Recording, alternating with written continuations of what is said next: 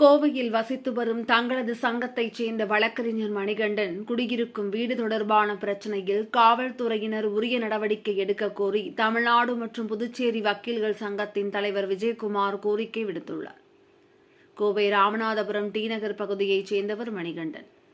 வழக்கறிஞரான இவர் கடந்த 2021ஆம் ஆண்டு முதல் அதே பகுதியில் தனலட்சுமி மற்றும் சிவகுமார் என்பவருக்கு சொந்தமான வீட்டில் 6 லட்சம் ரூபாய் போக்கியத்தின் அடிப்படையில் குடும்பத்தோடு வசித்து வந்துள்ளார். இந்நிலையில் வீட்டை காலி செய்வது தொடர்பாக இரு தரப்பினருக்கும் இடையே ஏற்பட்ட பிரச்சினையால் இருவரும் மாறி மாறி காவல்துறையில் புகார் அளித்துள்ளனர். அதே நேரத்தில் மணிகண்டன் கொடுத்த பணத்தை தராமல் அவரது குடும்பத்தினரை வீட்டின் உரிமையாளர்கள் தகாத வார்த்தைகளால் பேசி மிரட்டுவதாக மணிகண்டன் காவல்துறையில் புகார் அளித்துள்ளார். இந்நிலையில் இது தொடர்பாக தமிழ்நாடு மற்றும் பாண்டிச்சேரி வக்கீல்கள் சங்கத்தின் மாநில தலைவர் விஜயகுமார் கோவையில் செய்தியாளர்களிடம் பேசினார்.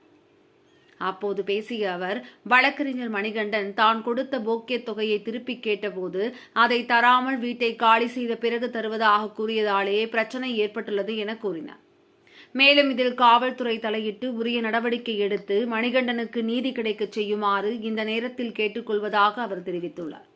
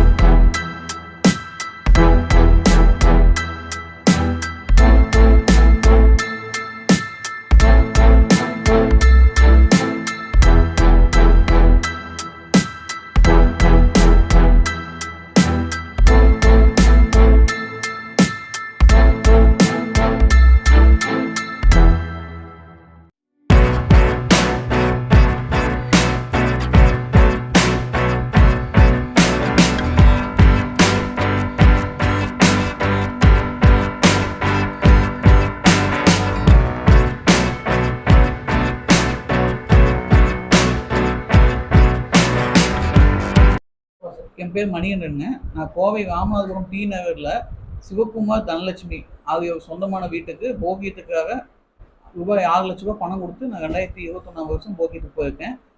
கடந்த ஒரு 3 மாதத்துக்கு கடந்த மார்ச் மாதம் வந்து போகி வீட்டை காலி பண்ணி கொடுக்க சொல்லி மேற்படி சிவகுமார் கிட்ட சொன்னார். அதுக்கு வந்து நான் கொடுத்த போகி தொகை கொடுத்தா நான் வந்து காலி பண்ணுறேன்னு சொல்லி சொன்னேன்.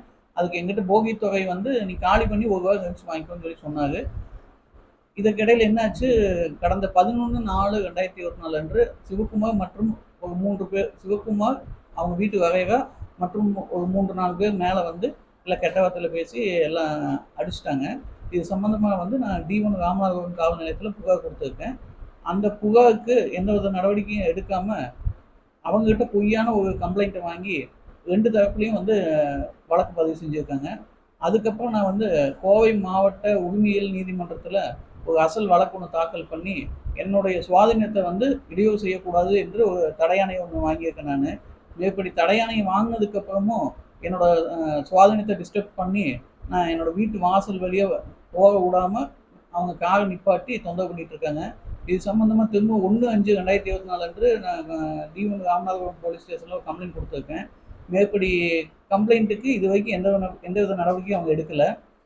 இதுக்கப்புறம் கடந்த 5/7/2024 அன்று, அதாவது வீட்டை வந்து பூட்டி வச்சுட்டு என்னோட வீட்டோட கீழ் கேட்டை அவங்க காலையில் 10 மணிலேருந்து 12 மணி வரைக்கும் 12 மணிக்குள்ளே 4-5 தடவை பூட்டி வச்சு என் ஒய்ஃப் வெளியே போகிறதுக்கு உள்ளே வரக்கு விடாமல் தொந்தரவு பண்ணிட்டுருந்தாங்க. அதே நாளன்று என்னோட மனைவியோட ஃப்ரெண்டு ஒருத்தங்க மணிமொழின்னு சொல்லி ஒருத்தங்க பார்க்க வராங்க. அவங்களையும் கெட்ட கெட்ட வார்த்தையில் திட்டி ரொம்ப அசிங்கமாக பேசி வீட்டுக்குள்ளே நுழைய விடாமல் திட்டி அனுப்பிட்டாங்க. இது சம்மந்தமாக என் ஒய்ஃப் என்கிட்ட தகவல் சொன்னதுக்கப்புறம் நான் 5/7/2024 அன்று மதியம் நான் வந்து வீட்டுக்கு வரேன். வீட்டுக்கு வரும்போது மேற்படி சிவகுமார் மற்றும் அவங்க ஆட்கள் எல்லாம் என்னை அடித்து கீழே தள்ளிட்டாங்க. அதுக்கப்புறம் நான் அரசு மருத்துவமனையில் 3 நாள் வந்து உள்நோயாளியாக ட்ரீட்மெண்ட் எடுத்திருக்கேன். இது சம்மந்தமாக நான் D1 ராமநாதபுரம் காவல் நிலையத்தில் புகார் அளித்திருந்தேன். இது வரைக்கும் எந்தவித நடவடிக்கை எடுத்ததுக்கான தகவல் எனக்கு வரவில்லை. அதுக்கு பதிலாக என் மீது ஒரு பொய் வழக்கு பதியப்பட்டு மேற்படி காவல் நிலையத்துக்கு என்னை அழைத்து சென்று நீ வீட்டை காலி செய்யாவிட்டால் உன்னை வந்து அரெஸ்ட் பண்ணி உள்ள தள்ளிடுவேன்னு சொல்லி என்னை மிரட்டி என்கிட்ட எழுதி வாங்கியிருக்காங்க காவல் நிலையத்தில். என்னோட உயிருக்கும் உடமைக்கும் இப்போ எந்தவித பாதுகாப்பு இல்லாத சூழ்நிலை இருக்குது. தமிழ்நாடு புதுச்சேரி வக்கீல்கள் சங்க தலைவர் விஜயகுமார் பேசுகிறேன்.